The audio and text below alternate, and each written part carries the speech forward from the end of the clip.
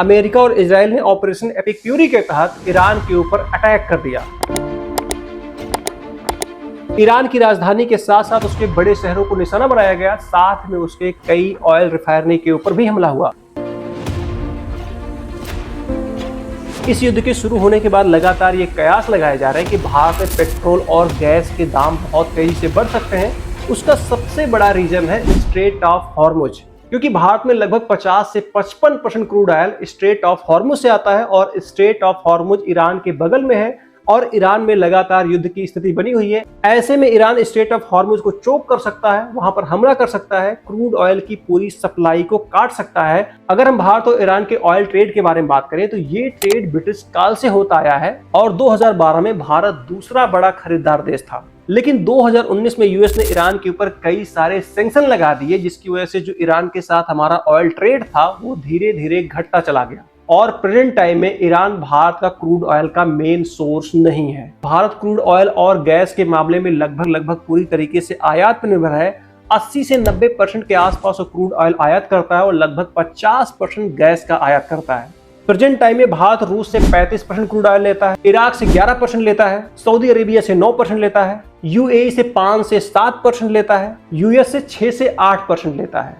और ये जो 50% गैस का आयात करता है उसमें से 42% गैस सिर्फ कतर से लेता है। लेकिन भारत जितना भी क्रूड ऑयल और गैस आयात करता है उसमें से लगभग 35 से 50% क्रूड ऑयल और गैस स्ट्रेट ऑफ हॉर्मुज के रास्ते होकर भारत पहुंचते हैं, जो कि ईरान के साउथ में है और ईरान वॉर में फंसा हुआ है। ऐसी कंडीशन में एक कयास लगाया जा रहा है कि अगर स्ट्रेट ऑफ हॉर्मुज चोक होता है तो निश्चित तौर पर क्रूड ऑयल सप्लाई बाधित होगी, जिसकी वजह से इंडिया में तेल और गैस के दाम बढ़ सकते हैं। हालांकि 35% क्रूड ऑयल की सप्लाई जो भारत में होती है वो केप ऑफ गुड होप से होती है, वहां से ज्यादातर रूस से क्रूड ऑयल भारत पहुंचता है। युद्ध के हालात हमेशा से कुछ ऐसे होते हैं कि पता नहीं होता है कि ये युद्ध कितने दिन तक खिंचेगा और अगर ये लंबा खिंचता है तो पूरी दुनिया के ऊपर इसका प्रभाव पड़ता है। भारत ये बात अच्छे से जानता था कि अगर खाड़ी देशों में वॉर शुरू होता है तो सबसे पहले जो समस्या खड़ी होगी वो क्रूड ऑयल और गैस को लेके होगी और कोई भी देश बिना ईंधन के आगे नहीं चल सकता है। और भारत जैसा देश जो लगभग पूरी तरीके से गैस और क्रूड ऑयल के लिए आयात पर डिपेंड है, उसके लिए तो और बड़ी समस्या होती है। इसीलिए भारत ने इस तरह की इमरजेंसी से निपटने के लिए स्ट्रेटेजिक पेट्रोलियम रिजर्व बनाया, जो कि पेट्रोलियम मिनिस्ट्री के अंडर काम करती है। भारत ने यूएई की company Abu Dhabi national oil company के साथ समझौता किया और ये कहा कि आप अपने क्रूड ऑयल को भारत में स्टोर कर सकते हैं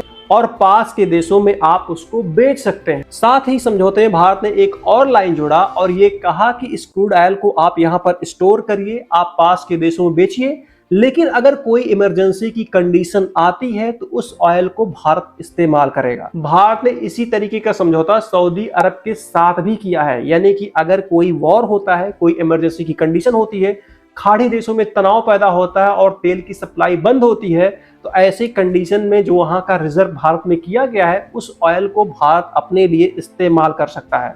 अब यहाँ पर एक सवाल खड़ा होता है कि आखिरकार सऊदी अरब ने और यूएई ने भारत के साथ ऐसा समझौता क्यों किया? क्योंकि सऊदी अरब यूएई दोनों ही देश जानते हैं कि भारत 80 से 90% क्रूड ऑयल आयात करता है और अगर हम भारत के साथ ऐसा समझौता करते हैं तो भारत हमारा लंबे समय तक ग्राहक बनेगा। और अगर बाद में तेल के दाम बढ़ते हैं, जापान और दक्षिण कोरिया जैसे देशों में डिमांड बढ़ती है, तो भारत से आसानी से तेल बेचा जा सकता है। इससे ट्रांसपोर्ट की लागत कम होगी, डिलीवरी तेज होगी और मुनाफा भी ज्यादा होगा। इसके साथ साथ भारत और रूस के भी संबंध अच्छे हैं। जब से रूस और यूक्रेन की लड़ाई चल रही है, रूस के ऊपर भी कई सारे सैंक्शन लगे हुए हैं और रूस सस्ते दाम पर भारत को अपने तेल बेच रहा है और भारत उसको स्टोर कर रहा है किसी भी इमरजेंसी की कंडीशन में उसको यूज करने के लिए। हालांकि अमेरिका ने भारत और रूस के व्यापार को लेकर कई बार टैरिफ बढ़ाया, लेकिन हाल ही में ट्रंप ने ऐलान किया है कि भारत रूस के साथ ऑयल बिजनेस कर सकता है। अगर किसी भी तरीके से भारत में क्रूड ऑयल और गैस की सप्लाई चेन टूट जाए तो भी भारत के पास इतना रिजर्व है कि लगभग वो 70 से 80 दिन तक सरवाइव कर सकता है। हालांकि ऐसी कंडीशन आना नामुमकिन है, लेकिन अगर खाड़ी देशों में युद्ध लंबा खिंचा तो निश्चित तौर पे गैस और पेट्रोल के दाम बढ़ेंगे, जिसकी वजह से आम जनता को परेशानी उठानी पड़ेगी।